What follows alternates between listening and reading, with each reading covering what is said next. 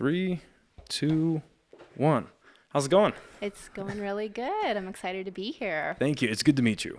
I looked, I went through your Instagram, and it's very interesting to me, and I love the way that you're portraying Albuquerque, portraying the community, and I think it's cool. So like, what got you into like that avenue of not only just like entrepreneurship, but just displaying the city? Like, are you born and raised here? Yes, I am. So I'm born and raised. I grew up here, and so growing up, my dad was very connected to the community. He did real estate, and then he was into taxes. And so he would work with all these different small businesses around Albuquerque. So as a little girl, he would take me around. So I would meet all of these small business owners, and I loved to watch him interact with them and to spotlight them kind of and help them out when they needed a little bit of help starting out, with their small business. Right. And so it really started at the beginning of the pandemic. I think a lot of people saw the pandemic as a way to maybe shift, to pivot. All of this is a post-pandemic. Yes. Yeah. It can make you step back, reevaluate, and then go, okay, what am I doing with my life? And am I doing the thing that I want to be doing? And is there more I can do? And so I was like, okay, well, I had always been into Instagram anyways, because I like fashion, I like clothes, I'm a social person. And so I was like, okay, well, how can I make myself stand out? And how can I make myself a little bit different than all of these other people on Instagram, right? And so I was like, okay, what makes me different? Oh my gosh, I'm in New Mexico, and we don't have a really, necessarily, it's not spotlighted necessarily in the best light. We always make the news not for the best reasons. And I was like, but that's not how I see New Mexico. That's not how I see Albuquerque. Born and raised here, I see the beautiful things that we have to offer. So that's kind of what gave me that move forward in what I was doing. And so when you started out doing it, did you only focus on small business and go from there? Did you go on and look at specific people in the community that are maybe a little more famous than others, or people that making more of a difference? What was your avenue of approach for that? Okay, so I already knew some people that had small businesses here, and I had known them on Instagram for a long time. And so when things started to open up a little bit, I had an opportunity to do a radio show at Tel ABQ. And so I did a radio show. It was called Social Q, actually. Oh, so okay. I kept that name Yeah. because it's just such a good name. I'm like, I'm not going to get rid of that name. And so it gave me an opportunity to start reaching out. It really gave you that bridge of conversation, kind of probably similar with you in this podcast, right? It gives you that opportunity to okay, this gives me that little bridge of, hey, this is why I want to meet these people and see what they're doing. And so that was my little thing that I could put out. Hey, can I have you on my radio show? Can I spotlight what you're doing? And man, I interviewed all kinds of different places. I'm good friends with Nicole Capninson from Nickel, but she also owns Meraki, and then her dad's really connected to the community when he used to own Yanni's, and then they still own Mykonos. So she's a friend that I had for a long time. So, you go to the people first that want to help hopefully support what you're trying to do. And so that was one of my really, I was like, okay, awesome. And then I know you had Aaron on your podcast, Maffaletto. I've known Aaron for a really long time, actually. We've known each other since college. And she was my first guest on my radio show. Yeah. That's cool. So, just those connections. So you reach out to the people people that that are connected to the community already.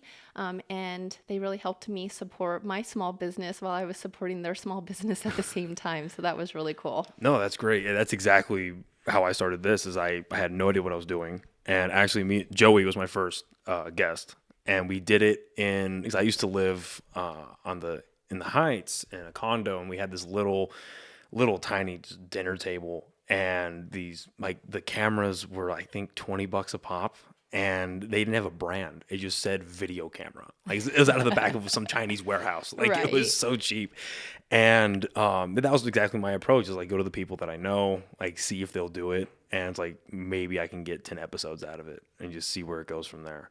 And you're right, the more you go out and the more you get to speak to people, it's kind of weird how, I don't know if it's the same anywhere else, obviously, this is all I've ever been, but doors just kind of open. And I'm thankful for it, but it's very strange to me, because Albuquerque, to me, To be honest, growing up was a very like I saw it through a bit of a different lens. It was more of a violent place, and more of like people are waiting for their opportunity to get out. And so, which I find is very interesting, is you are going through the approach of I want to keep people here, show the great things about Albuquerque, and then actually entice people to come in, Absolutely. which I think is great because we need that, quite frankly. And then especially now that we're going through this this governor election cycle, I think like I was watching the debate that they had like 5 days ago, 6 days ago, and it's a shame to me that like they weren't highlighting what's great about the place. It's just consistently just like tearing each other down and like, oh, this is what you did wrong. You can't do this. And it's just absolutely bananas to me. When you're going out and you're talking to these small business owners and you're talking to these people, like, do you find that they get affected like incredibly by the politics here? Or is it kind of just like, oh, well, that's a problem in Santa Fe. That's a problem like not in my own. A lot of people kind of live in their own bubbles. You know what I mean? Right. Yeah, So absolutely. do politics ever come up whenever you're talking to these people? Or like they say, oh, well, I wish the governor did this. Or I wish that we had, you know what I mean? Does that ever come up? Yeah, no, it actually hasn't. When they did start changing, what was going on with the liquor laws, that was like a big conversation because I highlight a lot of restaurants. And so they were excited about this new opportunity, a new way to bring in new customers into their business and to spread their wings into this whole new avenue. If they're a brewery, now they can be serving hard alcohol. And so that opens up a completely different door for them. But yeah, I haven't heard anything specific. Oh, that's good. I don't touch a lot of politics. Sometimes I feel like ignorance can be a bit of bliss. And I agree with you, like that negative energy. I think when you really focus on the negative and then you get like sucked into that, it can completely change what direction you're wanting to take yourself into. And so I'm really into like yoga. I do a lot of meditation because I feel like that's all outward kind of stuff. And I really focus more on on what I'm doing for myself, because the more I can better myself, the more I can be a better person for the people around me, And exactly what you just said towards the end, the people around you, and you said that your other job is being a middle school teacher. Yes. So how do you feel all of that affects the way that you teach, the way you communicate? Because middle school is an awkward time of life for everyone involved. Yes. It is awkward. Yeah. So how does that like affect the way you approach your classroom, the way you close like your teaching techniques? Well, yeah. So, I think that what I've done with Social Q and what we've done with Social Q, because my friend Jade and I, we do Social Q together. So it's a women's business, supporting other, businesses around town. And so our goal was, community. And so being Please feel free to continue. I'm just gonna like check the audio. Oh and yeah, stuff. for sure. To be a successful middle school teacher, you have to be able to create a really good community. And then that's been like a real big push since post-pandemic, because the social emotional aspect of, what the kids need is huge. They need that social emotional help. And so community is huge to that. So I think I take that, what I'm able to do in the classroom, create that community.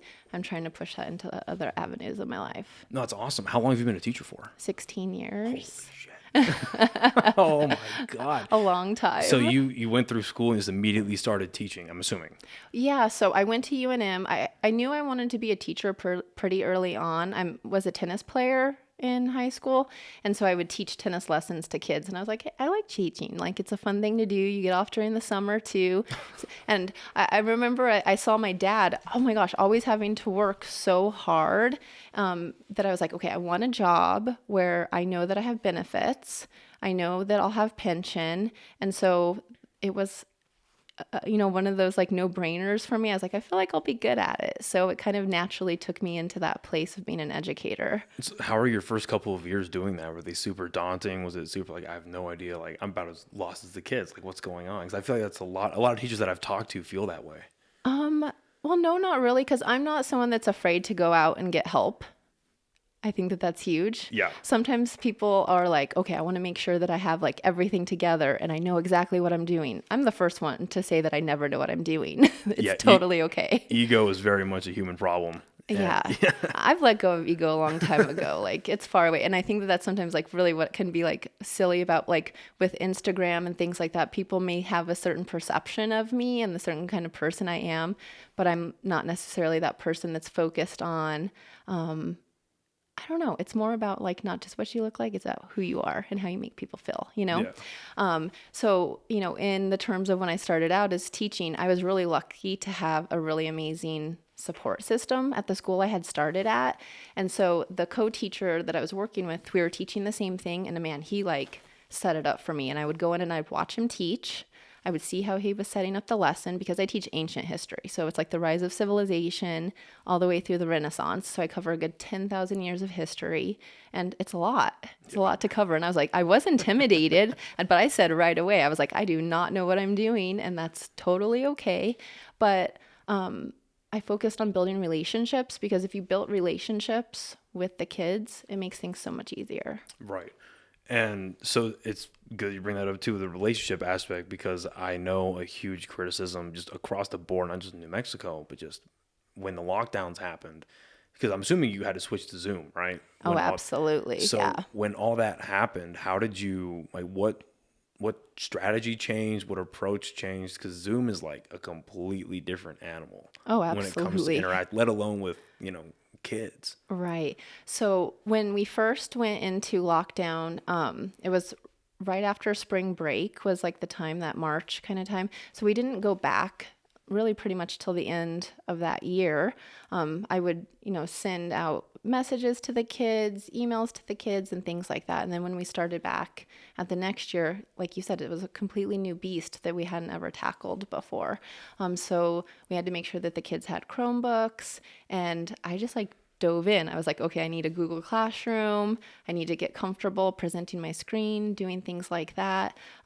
Luckily, I like being on camera, so it wasn't a problem for me. I was like, this is fine. This is just like a new avenue for me to maybe tap into hopefully a skill set that I have. And I was able to do what I needed to do. Taught until April is when we went back to in person. And for the most part, I would say that the kids got what they needed to out of it. But I think that we're still seeing the trauma from that. The kids that I'm teaching this year, I think they were third graders when it happened, right? So it's interesting to see that their development is a little bit different. I see that they really have a thirst to be social with each other.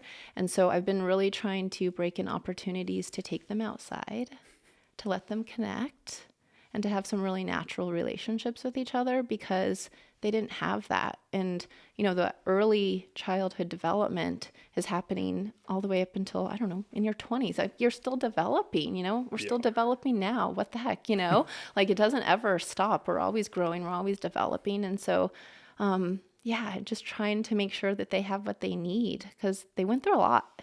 We all did. Yeah. Did you kind of see that so you said you went back into the classrooms in that fall, you stayed in the Zoom digital arena until April. In that time period, did you kind of see like I don't want to say like the mental state, but like the sociability and the way they interact? Because they weren't really interacting. They were staring at a screen. So I'd say easily like 80% of that interaction's cut. Did you see like a lot of that just sociability starting to crack and starting to like kind of fall apart? I mean, a little bit, but I did like force them. So luckily I had watched like a lot of Twitch streams and things like that. So I kind of took the approach of like being a streamer almost because I was like, okay, if I do that and then I'm like getting the kids to like blast the feed, I'm getting that interaction. So maybe if it's not even the most ideal interaction. It's unique. I'll give you that. That's very unique, because a lot of the criticism that I've heard is there's just straight up Zoom and there's no real I couldn't even imagine being a teacher of kids anyway, trying to control a classroom when they get rowdy, but like controlling that over Zoom could be impossible in my opinion. So having that kind of feedback that's a good approach. It's interesting. Yeah. And I'm really into games. Like I liked doing games in my classroom, and so I was like, okay, well, how can I do a game in a digital world? So I just like created things on Google Sheets. Like these kids build civilizations. They got points for participation, for showing up to the class. If they had their cameras on, I gave them more points because a lot of the kids would just turn their cameras off, so you didn't know if they were there or not. So I wasn't requiring it because you couldn't, but it gave them a little, you couldn't force them to have their cameras on because you didn't know what kind of setting they were in. And so it was a comfort situation. And man, middle school, like you said at the beginning, is awkward, right? And so having like your camera on your face when you're like not feeling the most confident as, an 11, 12-year-old, it's not the most ideal situation. So especially in the age of social media. Absolutely. Especially I know. so. Yes. So what were the guidelines? I didn't even think of that. Like, what were the guidelines for using that digital platform? So we went to a block schedule, so we would see classes on opposite days. Mondays were an advisory day, so it was like a check-in, social, emotional, and then you'd have your like first, third, and fifth on 2 of the days, and then your second, fourth, and sixth on the other 2 days. Interesting. So what did that first check-in look like? How is that every week or is that every day? Like, what did that look like?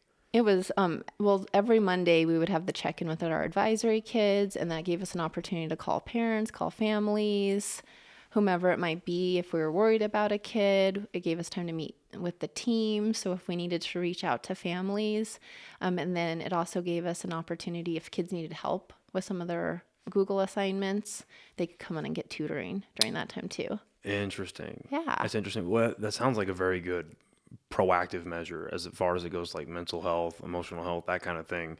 Because I know, again, a huge side effect of all of this is, like you kind of bring up a little bit earlier, the developmental process of these kids just got halted or actually taken back a couple of steps because let's say like 2 years, maybe 1.5 years was completely just stunted. Oh, absolutely. And then they weren't seeing each other's faces. Yeah. And then we had to wear masks where you also don't see faces. Not over Zoom. Well, right? no. Okay, but some would, though. It was interesting. Yeah. I don't know. Interesting. Teach their own. Yeah, I guess. But so when you did get back into the classroom and the masking mandates were put in place for kids, like what was the approach to like encourage them to do that? Because I would imagine kids don't want to do that inherently. Right. Well, actually, it was really weird. So I think the kids had maybe mixed feelings about it. It was like, oh, we hate these. But then when it was lifted, then you had kids that were still wearing them. But it seemed like they weren't wearing them because of the pandemic. They were wearing them because they didn't want people to see their faces because some people had never seen them before. So they seemed really uncomfortable for people to see what they look like. So some of the kids that I had last year, I'm actually seeing their faces this year because they didn't feel like taking their masks off when it was lifted because they just didn't want people to see what they looked like. That's really sad. Really sad. Oh my God. Because a lot of people would think, and criticism that I've heard is just, well, it's the parents. The parents are the ones forcing it on them. It's their ideologies that are forced on them either to wear it or to not wear it. And the kids just kind of follow suit. But it's almost worse to know that like it's coming from them for that reason. Mm-hmm. Because it's like, you haven't seen my face. I have no desire to show it to you in a public setting. That's scary. It is scary. That's really scary. It's really scary. Because the mental health crisis across the board just got so much worse during the pandemic. I have a buddy who's a state police officer up in Clovis.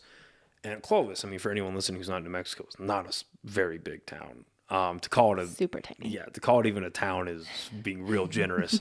But he was telling me how they would have maybe a week, one suicide before the pandemic, maybe.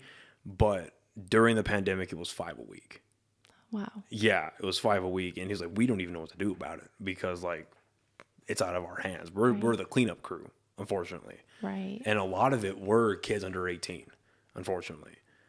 Which is insane. So learning about like a pocket issue like that, where I'm sure it wasn't even a pocket issue because that kind of just goes across the board. A lot of kids, I'm sure, were doing that because if you're developing hiding your face, like what does that do to you mentally? That's interesting. Mm-hmm. Yep. And then going back into like the social media aspect of it, do you find that like every kid like has a smartphone, has a tablet, has this, that, and the other? Is phone usage, is that like a problem in the classroom? Because I've heard that a lot. Yeah, so we have a new principal this year. So with our new rules with the cell phone, they should be in off and in the backpack from 8:05 to 3:05. Yeah. And so far, so good. I mean, there's going to be the older they get, the more they like push it. Or, you know, with them being sixth graders this year, they're like, okay, this is the expectation. This is, you know, how it's supposed to be. So far, so good. You know, I think if it's anything, if you set the boundary at the beginning, you're setting yourself up for a lot more success rather than failure. And so it's, you know, setting that boundary right away. But of course, it's an addiction. Yeah. You know, for some of the kids, it's, you know, how they interact with each other. And I'm just lucky that I didn't have to grow up with even having to worry about that. Yeah. Because, you know, I have probably a problem with my phone too, and I'm an adult. So, All you know, adults do. I mean, I had to, I had to get time limits set on my phone for all the apps because like I was on it way too much. And then because Instagram is just a whole, or social media is just a big part of your life, like, and teachers, like, although you do teach the specific subjects you have, I feel like teachers have to kind of be like almost a second parent to the kids. And has like social media usage or like phone usage, like self-control. Does that ever come up in the classroom? No, not too much. I mean, we do have conversations about that. And, you know, I talk with them about digital citizenship because they all do have a Chromebook. So What do you mean by digital citizenship? So digital citizenship is like, you know, you as someone, you have certain responsibilities within different aspects of your life, right? And being a good digital citizenship is like, you know, not talking poorly to people on the internet, not bullying them on the internet, to kind of approach it with like, if you were actually sitting in the room with that person, like how would you actually act towards them? Yeah. Because that's how you should approach, you know, your social media as well. And then, you know, the appropriate sites to go on, appropriate things to look at. So that's being a good digital citizenship, you know, kind of following those specific protocols. And so how have you, like, because traversing social media yourself, how have you had to apply that to your own life? Because I mean, I couldn't even imagine, like, I try to have a social media presence for this, and it's so much work and it's so much of a process. And then I got in a really bad habit when I first started like really regularly posting is I would post and easily for an hour afterwards, I'd just be hitting refresh. How many people interacting To see how it's going. I was like, fuck, that's bad. Like, this is bad. So now I just kind of post it and I will put my phone somewhere else just because I don't want to get in that habit of trying to get, you know, you're trying to get a dopamine reaction out of posting and then getting, you know, the feedback. So what do you have to do for your own kind of Well, I can self-control? say for the algorithm, you actually don't want to post and then just walk away because Oh boy. you actually do want to post and then not worry about your post, but you want to, any of your hashtags that you've picked, you want to tap into those hashtags and go interact with people that are hashtagging the same thing as you, because that will help your post in the algorithm. So if I were to post something that's Yeah. like hashtag, I don't know, podcasters of New Mexico, and Yes. I tap on that and I find other posts, interact with those, they help mine. Absolutely, because that will help other people who are also New Mexico podcasters, one, maybe know that you're out there now. You're showing that you're giving an appreciation to their post, and it helps your reach. Interesting. So maybe stay. And you kind of want to go 30 minutes right before and 30 minutes right after. So you already want to kind of know what your hashtags are. Engage a little bit before, throw that post in there, and engage about 30 minutes after. Interesting. It's going to see, so you can't just walk away. If you want it to get better, it's all about, and a lot of people make the mistake with posting. They like post and then they just like wait for people to engage on theirs. No, it's like called engagement for a reason, because it's not just people coming to your page and doing stuff. You know, it's got to be symbiotic. So you got to go and engage. You got to actually, you know, write on people's, you know, posts that they do. You can't just be scrolling and hovering and looking. You have to actually engage if you want engagement back. So I think that that's like the biggest thing that's really difficult for, especially like small businesses, people who aren't comfortable with social media. That's a place where they often like leave it off to the side. They don't understand. It's not just about posting. It's about you actually engaging in other people.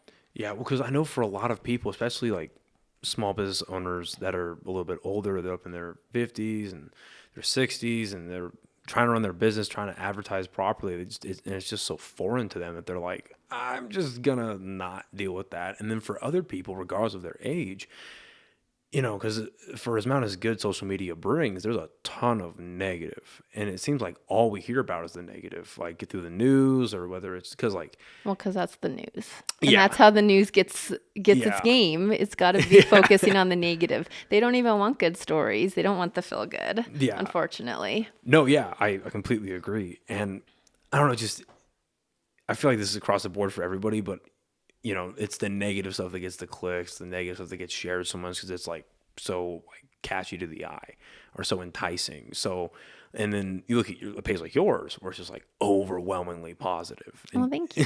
so like, do you feel like, you know, you doing that, like you feel like you're kind of fighting any kind of battle against like negative stuff that you find on your social media feed, or do you feel like you're just going about your business?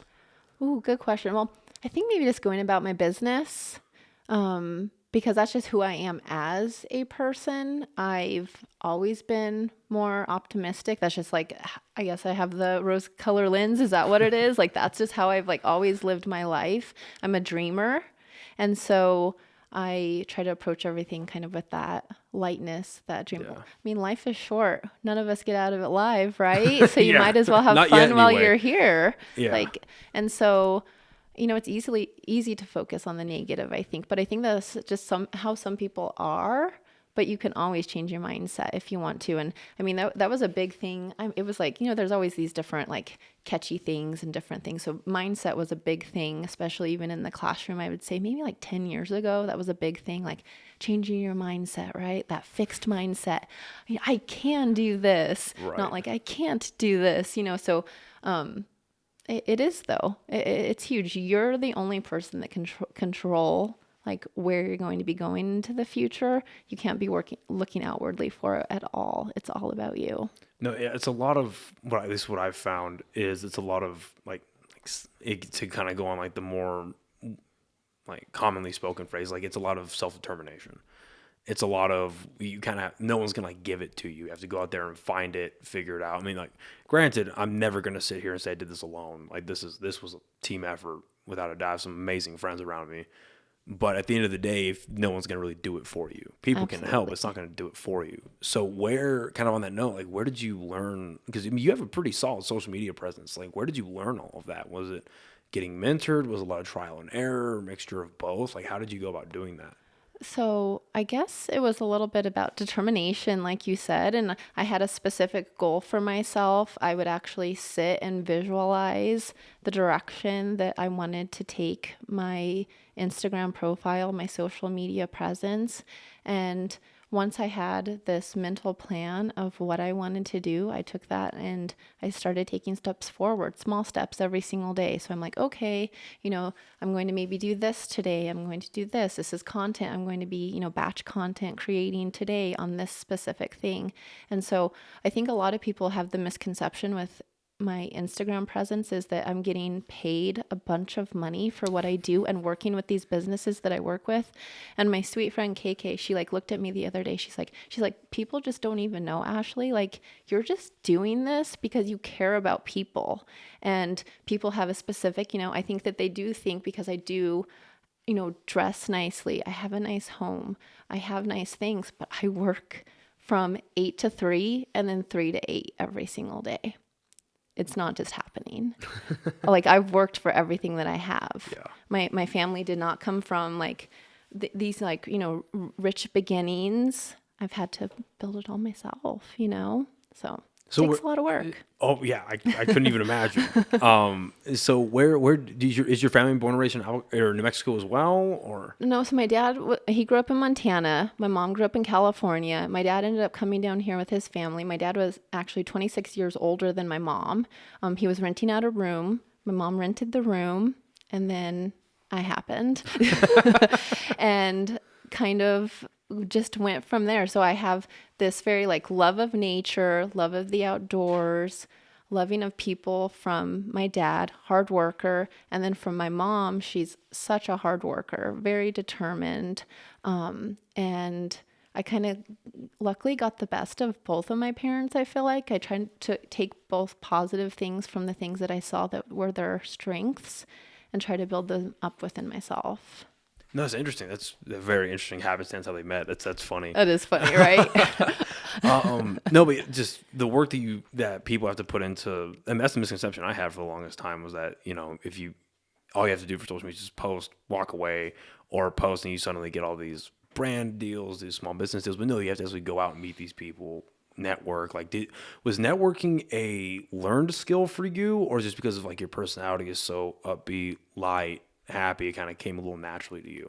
Well, I think that maybe a little bit of both. I've always been, I guess, considered myself like a team player. Like I don't like doing things by myself. I appreciate having people around me and meeting new people, seeing what they do, what makes them tick, like just finding out people's stories, I think is so interesting, which obviously you find to be very interested in as well, or you wouldn't be here. And I think that you can learn a lot about yourself from learning from other people because you'll hear their stories. You don't have to agree with them to learn from them. And I think that people with social media, maybe they think like, oh, well, I hear what you're saying and I disagree. Okay, well, that's fine. You don't have to agree, but you don't also have to be nasty about it either. You just don't have to be horrible. So, to get a little bit more into the networking part, I think that kind of just bloomed from what we were already doing. So the first event we did was last August, and we worked with Desert Compass, we worked with Nickel, and also this local boutique. I reached out to her and I was like, hey, like I had this dream, like all summer long, Jade and I, we wanted to like do this pool party. Man, we just like hustled all year. We couldn't find a pool, blah, blah, blah. It was like, we just don't have pools here. I don't know what the deal is. Like, it's just not a doable thing. But Desert Compass, I don't know if you're familiar with that. It's kind of like an Airbnb, but it's really cool. It's in Old Town. Okay. She like redid the whole space. Like, you need to check out the Desert Compass on Instagram. It is good. It's so Southwestern. It's like beautiful. And so she has this really cool, it's like, I think it's like a feeder tub, like when you like for the cows to drink water out of, like one of those, but they convert it into this little pool. So I was like, oh my gosh, okay, so we're going to do this. I got this amazing woman. Her name is Linda. Lovestruck is her boutique. And I was like, hey, I see you have bathing suits. Would you want to collaborate? So, everyone donated. T-Skies, which is a local jewelry company. They're amazing. You should have Shep on. He's a really cool dude if you haven't met him. He actually reaches out to local artists who are maybe selling like on the streets of Old Town and things like that. And he gives them an actual studio to work in. Oh, wow. And he facilitates this beautiful, creative energy that we have here. We have so many talented artists here in New Mexico. It's like stupid how talented people are, I agree. So he donated a bunch of like earrings and necklaces. I just was like so overwhelmed with people's generosity and that they trusted me that much to be able to do something. And I think that they, meeting me, they're like, okay, she's a real person. Like, she's not just doing this for something, like she's doing this for like a bigger something. And coming out of the pandemic, people needed a place to meet each other again. And as an adult, oh my gosh, it is so hard to find people to meet. Oh my gosh, like if you're not just like going to a bar trying to pick somebody up, like what are you even doing, And so I was like, okay, well, how can we like give this safe space for people to actually meet real friends, not social media friends, but yes, it does help build your social media too, because these are actual real people you're connecting with now. True engagement. They're not just liking your stuff because you liked them too. It's because you actually met each other and now you're actual friends. Yeah. And so it kind of, from that, it just didn't look back. Well, and that's what Albuquerque needs, because before the pandemic, obviously this wasn't a great place for people to be, unfortunately. And post-pandemic, small businesses, unfortunately, a lot of them closed down. And if they did stay afloat, the revenues went down. But on the outside of the pandemic, is when a lot of art came up. And exactly what you just said, what I found doing this is there is a ton of talented people here in Albuquerque. And I would say there's obviously some outliers and with every other demographic of people, but everyone wants to help. But they're not gonna, I've noticed like everyone wants to help. You have to approach. You have to like bring your stuff to the table. And again, build that trust. because there is a lot of, just unfortunately, there are some shady people, and there are some people that have their own, not even if they're just doing nefarious things, they just kind of want their own gain, and there's no real transactional engagement, Right. and it's kind of one-sided, and you kind of felt robbed. It's like, well, not that I needed something out of this, but it would have been nice to like get a thank you, but there's a ton of towns to be like, I've had the opportunity to sit down with a lot of the stand-up comedians here, a couple local artists, like a couple bands that are here. And I've become great friends with them, unfortunately, surprisingly, but there is a lot of really great artists here. And I feel like the more effort is kind of put into that and building a community of just art here, like I love the art walk. Whoever came up with that, like I think that single-handedly helped save the local entertainment here in Albuquerque. Did you ever get the chance to go down to that? I have done the art walk, and I'm good friends with Mark Baker, who owns 505 Central Food Hall. Oh, okay. And they're Cool. like a big staple for the art walk. And Yeah, I would love to sit down with him Very cool. because I love that place. I think oh it's my neat. gosh. Mark is phenomenal. Do you know that he also owns Humble downtown? He also owns Humble and Lomas. No and idea. He's also part owner in High and Dry Brewery. Oh, okay. And part owner also in Public House, which just opened over on Copper. And I've heard of it. Carlisle Yeah. over there. Oh my gosh. Public House is a vibe. It's really good. Everything Mark does is like awesome. He was actually one of the interviewees I had on when we did the summer series. Since I was off for the summer, I was Yeah. like, well, what am I going to do with myself? This is last summer, not this just summer we had.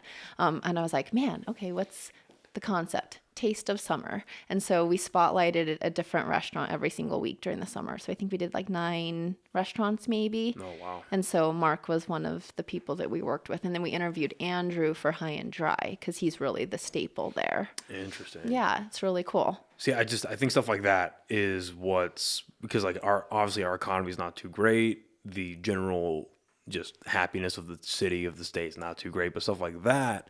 Because people want, especially post-COVID, people want, like you're saying, they want to go out and meet people. They want to go out and be social. Even if you don't even want to go meet someone new, they want to take their friends, their girlfriend, their wife, husband, whatever it is, and just go do something. Yep.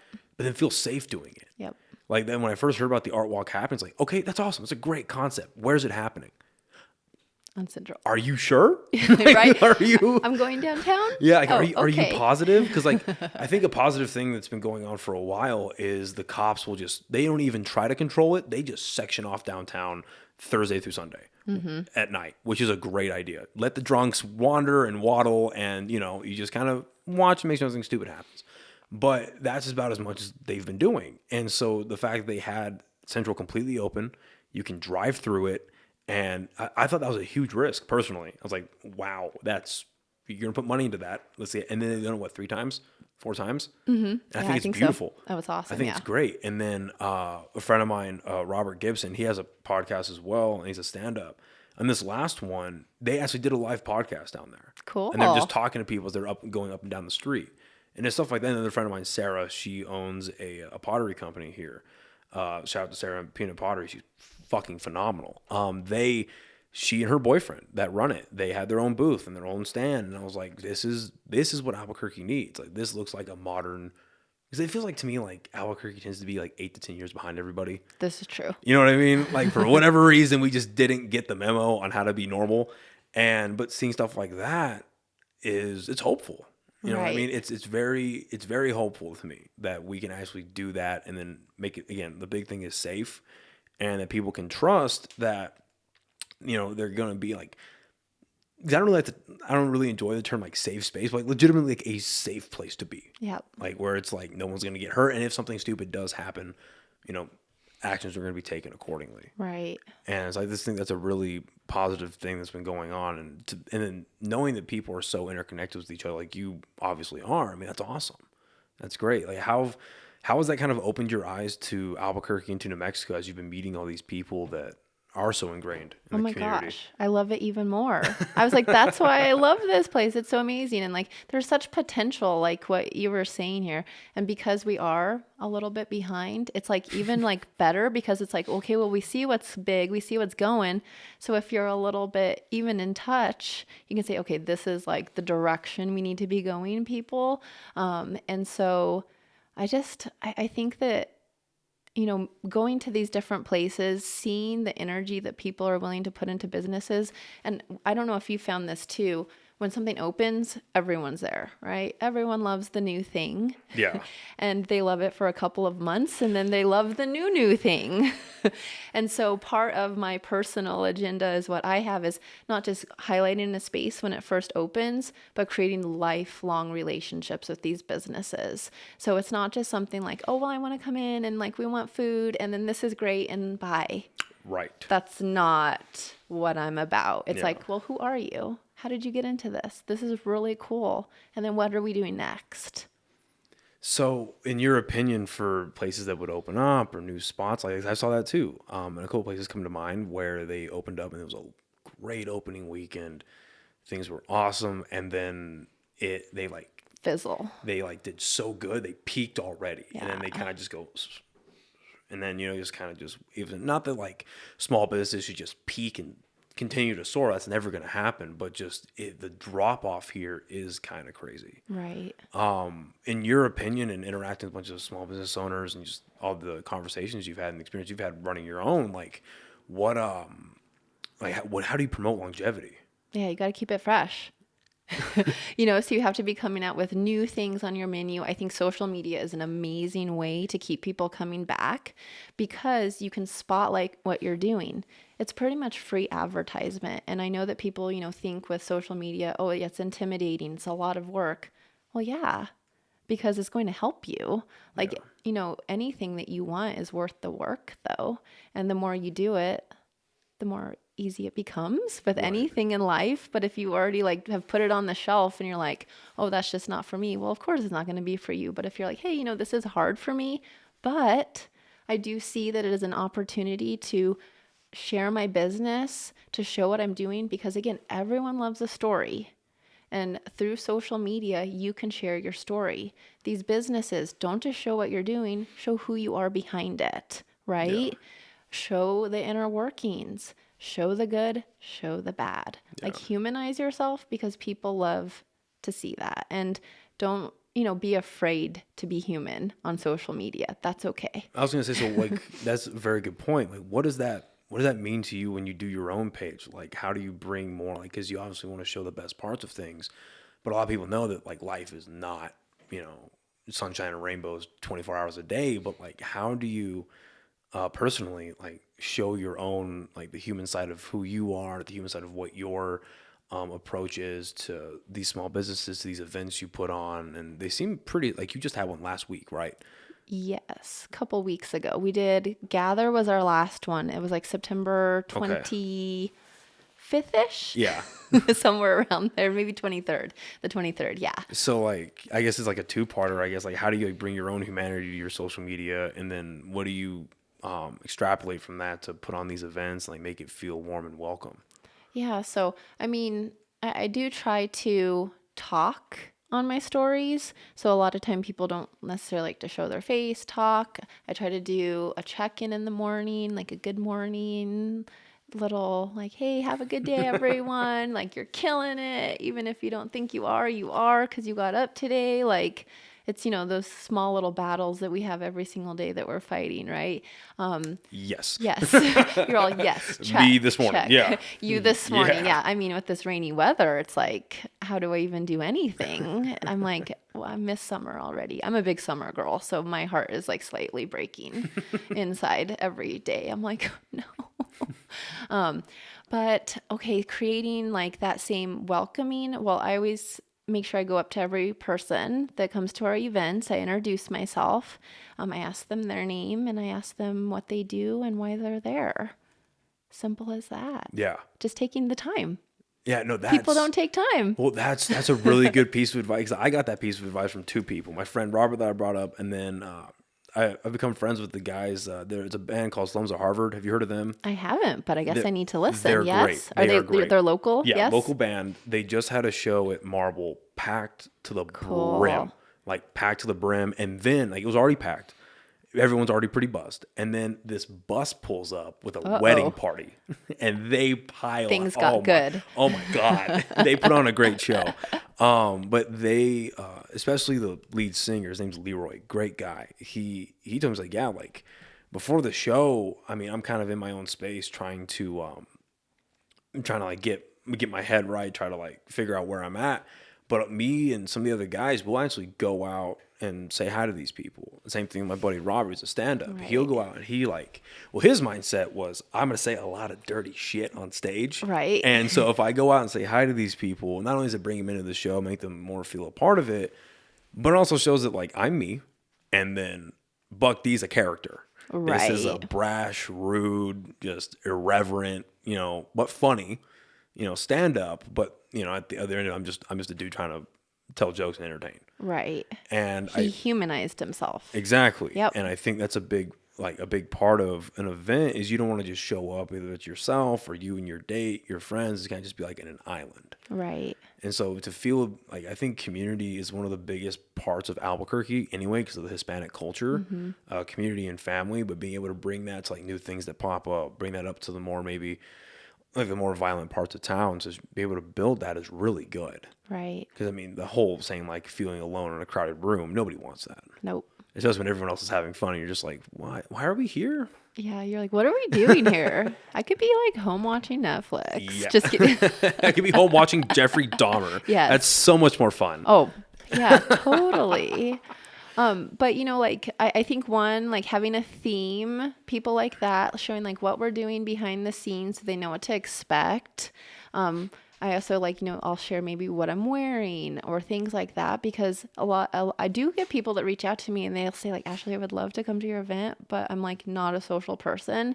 I want to come to your event, but blah, blah, like, right. And I'm like, well, that's like in your own head. Like, I think that they maybe have like a certain level of expectation they have for their own self. Yeah. And it's like, social cue is just what it needs to be for you. Like, yeah. I don't even feel like necessarily like social cue's mine. It's like ours, because it wouldn't be anything without any of the people showing up. Like, it's not really about me. It's never been about me. Well, I think that's an important message to put out there, is that it is a part of a community. Because I know, especially for me, before I even started touching, I've had a Facebook, I've had an Instagram, but I haven't really cared about it. It's just the way I stay connected to a bunch of people. I met a lot of people in high school, because I went down to the military school in Roswell. And so that's just like a melting pot of the globe. Like, I think anywhere between 19 to 23 different countries you get represented at any given school year, which is ridiculous. And so I mainly just use social media to stay in contact with people. But certainly like looking at people who have like more of a presence, people who go out and like put on these events in the community, kind of just looking at that from the outside in, it's like, oh, that's like so far up there. That's like, it's like Camelot, it's like so far up there. It's like, I don't even know if I could touch that. I'm not a part of that crowd. So I think it's a good message to put out. You can bring people, and it's like, no, this is for everybody. There's not a barrier to entry. There's not a price point to entry. Absolutely. So that's a big problem here in Albuquerque. I feel like with a lot of like the average individuals, like they maybe stay away from different parts of town, not because of violence, but because of it's so nice there. I don't think I belong. Interesting. Okay. Yeah. Yeah. Oh yeah, for sure. And especially now that like with the economy, the way it's going, it's like, oh, am I gonna, even if the event could be completely free and open to walk in, you don't have to pay money, it's just a social event.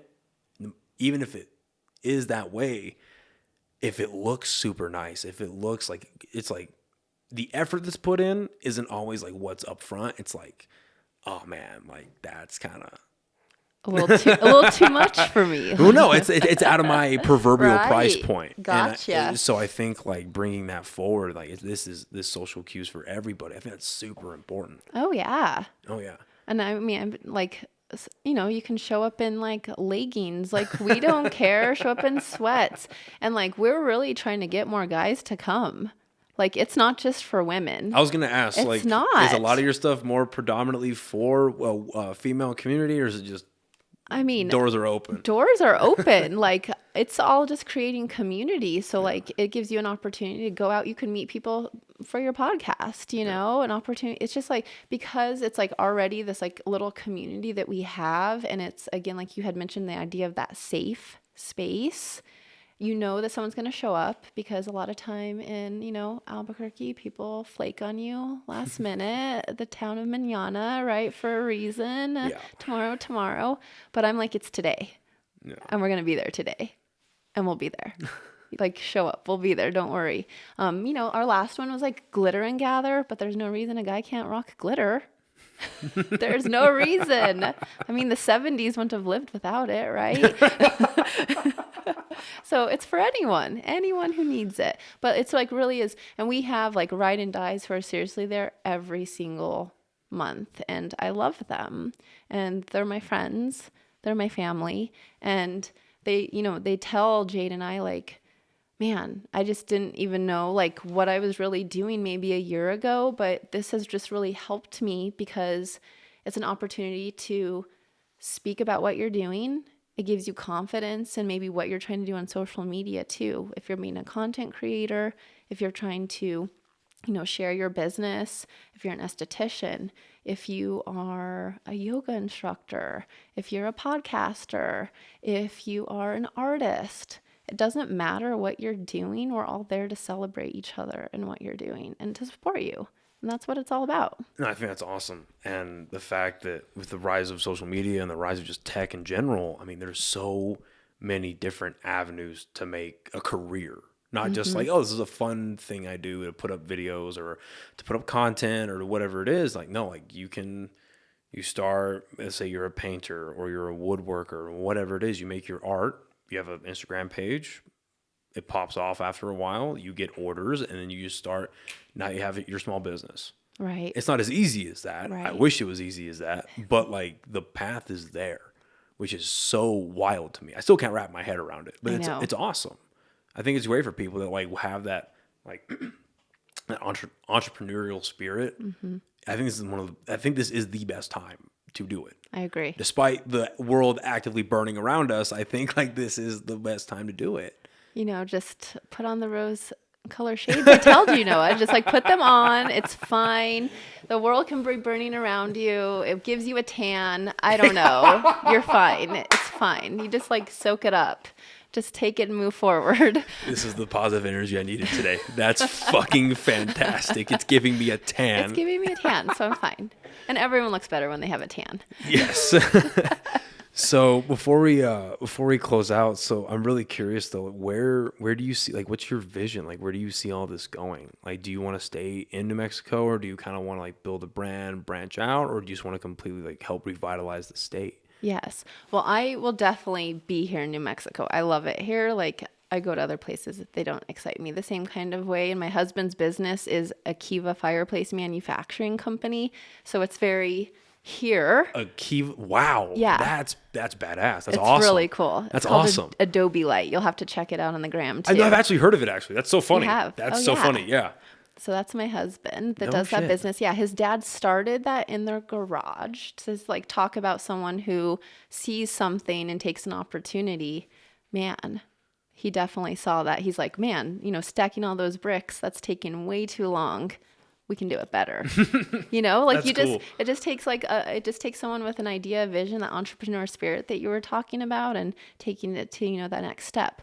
So Social Q will always be here. I'll be here. I mean, my goal is to finish out my next 9 years as an educator here at APS. I got to get that pension. That was part of my original goal. I'm very like, if I have a goal, I will stick to it. Like, a lot of people, I think that they do struggle because they're not consistent. Well, the average American switches their job every 2.5 years. Yeah. So if you're not consistent, how can you do anything if you're not consistent? So I think that that's a huge thing with social media too, is consistency. And I mean, that's the challenge of it. Yeah. That's with anything though. Consistency. It's so important. It's part of the discipline you were talking about earlier. But it could branch out, right? Yeah. Or it will. Got to change the narrative always, right? It's how you say it. The universe is always listening. It's always listening. So the goal is to give this opportunity for other influencers, content creators. I don't care who you are, but if you want to be part of the Social Q fam, why can't it be Social Q _AZ, Social Q _CA, right. Social Q _NYC? That's awesome. You know, Yeah. it can be what it needs to be. And so I, again, am a dreamer, and I am totally, letting it be what it needs to be for other people. I have some good friends in some other places. And now that Social Q, hit its 1-year birthday, August. Thank you. Man, next year, we'll see what we're celebrating. That's awesome. Well, I'm here for it. That's great. I'm really happy. I'm happy for everything you're doing. And like I said, it's hopeful, like inspiring for sure. But like, I think hope is even better. Yeah. I think, Thank you. I think hope lasts longer. True. So that's awesome what you're doing. And I can't wait to see where it goes. That's awesome. Thank you. I'm helping the littles. I'm helping the bigs. I'm doing what I can to help foster positive energy in this very beautiful space that needs it. That's awesome. And I appreciate you taking the time to sit down with me. This For has sure. been a pleasure. It's been really fun. I feel like we have a lot more we still need to talk about. So Yes. maybe I'll come back. I would love to have you back anytime. Well, yeah, thank you so much for your time. And thank you, everybody, for listening and watching. And we'll see you next time. Bye, everybody. Thanks, Thank you Noah. That so was much. fun.